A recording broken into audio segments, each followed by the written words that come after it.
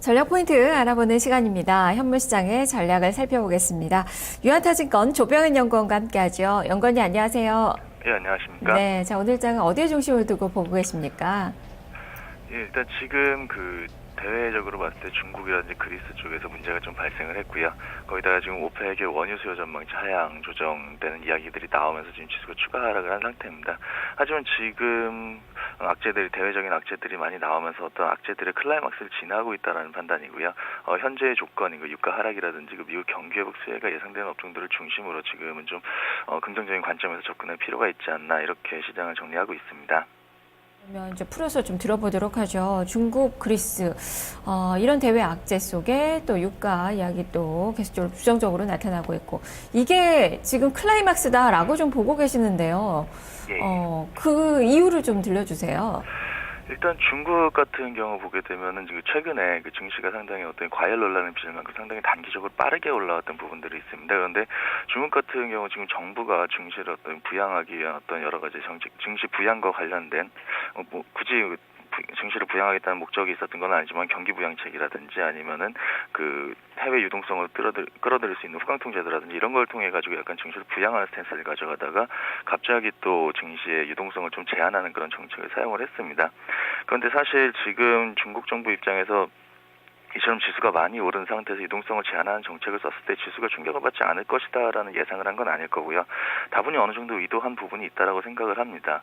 왜냐하면은 지금 이제 막 경기 부양책들을 활용을 하고 있는 상태에서 펀더멘털이 올라오기 전에 주가가 너무 과열이 돼버린다고 하면은 지금 해외 유동성 같은 걸 끌어들이기 위해서 후강통 같은 제도를 사용을 하고 있는데 그 높아진 가격 자체가 어느 정도는 또 진입장벽의 역할을 할 수가 있기 때문에 정책 효과를 반감시키는 그런 효과를 가져올 수가 있습니다. 그렇기 때문에 어느 정도 좀 지금 증시의 과열을 좀 진정시키는 측면에서 좀 의도한 부분이 있는 어떤 정책이기 때문에 펀더멘털에 대한 어떤 훼손을 가져올 수 있는 그런 정책은 아니라고 보고 있고요.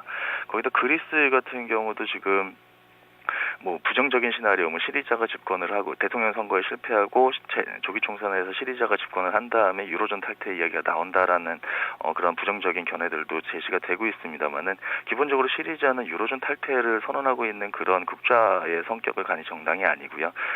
지금 현재 긴축에 대한 어떤 강도 조절 정도는 이야기하고 있지만은 유로존 탈퇴까지 언급하는 그런 상태로 진행이 되면서 예전과 같이 또 시스템 리스크가 자극되는 이런 형태로 진행될 건 아니라고 생각을 하고 있습니다. 그래서 당분간 어떤 변동성 확대 요인은 되겠지만은 그리스 문제가 어떤 크리티컬한 사건으로 발생하진 않을 거다라고 이렇게 생각을 하고 있고요. 밤사이에 새로 등장한 뉴스가 바로 오펙에서 유가 수요 전망치를 하향 조정했다는 건데 제가 보고서를 좀 꼼꼼히 봤습니다만은 지금 내년도 유가 수요 전망치가 하향 조정된 부분은 올해에 비해서 감소한다는 부분이 아니고요. 기존에 제시됐던 전망치를 소폭 하향 조정한 것인데 그 이유도 지금 어떤 실질적인 수요의 감소라는 부분들보다는 일본이 원전 재가동을 하면서 여기서 유가 수요가 좀 감소한다는 부분에서 발생한 전망치 하향 조정인 것으로 지금 파악이 되고 있습니다. 그렇기 때문에 실질적으로 글로벌 경기 회복에 대한 어떤 적신호다라고 보는 거는 조금 무리가 있을 것 같고요. 특히나 우리 같은 경우는 대표적인 유가 순수익 국가이기 때문에 유가 하락 상황에서 상당히 긍정적인 효과도 기대를 해볼 수가 있습니다. 그래서 이런 점들을 봤을 때 지금 도출되어 있는 어떤 대외 악재들 같은 것들이 이제는 좀 클라이막스를 지나고 있는 상태가 아닐까라는 생각을 할 수 있을 것 같습니다. 무엇보다도 원유 수입국이라는 점에서 긍정적인 효과가 더 크다라는 그 말씀이신데, 그렇게도 볼 수 있지만 또 이 글로벌 이 국가들이 따로 간다라고는 또 생각할 수가 없을 것 같아요. 최근 환경에서 보면 글로벌 경기 침체로 이어지는 게 아닌가 싶기도 한데 그렇다면 우리나라만이 좀 수혜를 받을 수는 없을 것 같은데요. 그렇게 봐야 되는 건 아닙니까? 방금 말씀드렸던 내용 중에 조금 답변이 좀 포함이 되어 있는 것 같은데요.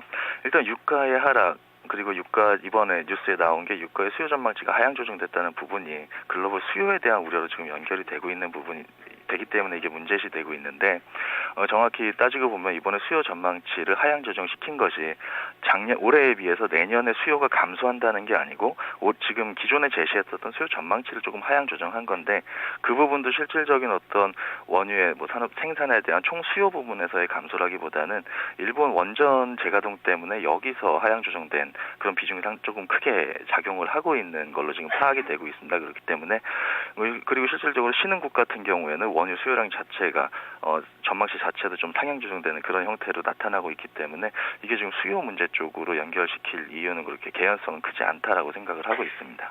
그렇다면 전략을 어떻게 세워봐야 될지 어떤 종목을 봐야 되겠습니까? 네, 아무래도 지금 가장 확실한 변수를 주목을 할 필요가 있을 것 같습니다. 가장 확실한 변수는 그 미국의 경기 회복이라는 부분하고요. 저유가 상황이 지속된다. 이런 두 가지 명제에 대해 가지고 좀 고려를 한 투자 전략을 세워볼 필요가 있을 것 같은데요.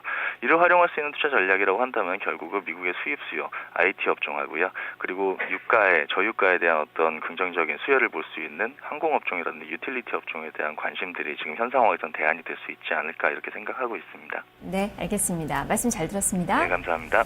네, 지금 IT와 항공주에 대한 그 전략이 제시가 됐네요. 항공주에 대해서는 이 같은 시간에도 관점이 좀 많이 틀려서 차익을 실현해야 될 구간이다라고 보는 또 전문가도 있는 반면에 아직까지는 이 유가의 모멘텀을 계속적으로 받을 것이다라고 보는 또 전문가도 있는 그 상황이네요. 자, 현물시장 전략을 들어봤습니다. 조병환 연구원과 함께했고요.